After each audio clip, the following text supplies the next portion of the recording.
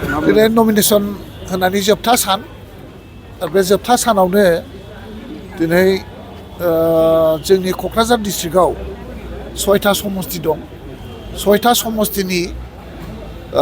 6 जन बिजाथि जों ज' जानानै दिनै नमिनेसनखौ जों गथायबाय खुब आसाबादि 6 जनाव 6 जनबो देरहानाया रोखा जाबाय आरो रायजो राजानि अननाय रायजो राजानि आशीर्बाद लोगोसे भगवान इसोर आल्लाह गडनि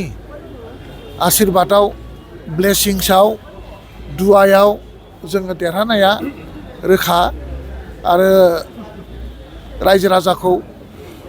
बयखौबो खावलायदों जाहाथे बयबो नांगोल सावगारियाव भट होनानै गोदान जिथु सरकार दानो गोनां बे सरकारखौ हाग्रामा महिलारि बिथांनि दैदेननायाव BPF सरकार जाहाथे जों दानो हायो बेनि थाखाय बयनिसिमबो आशीर्बाद बिनाय जाबाय। लरेन्स इस्लारि हिसाबै आं बुंनो थाङाखै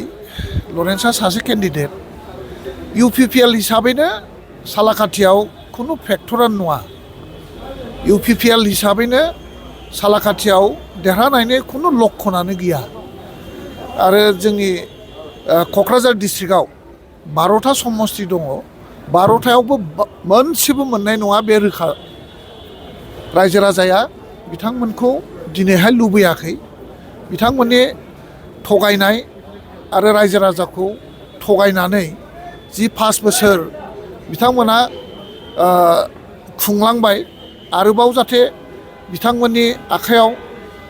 क्षमताखौ गथाया बिनि थाखाय रायजो राजाफ्रानो एकदम गोख्रों मोनसे सिद्धान्त लानानै दा आवगायगासिनो दं।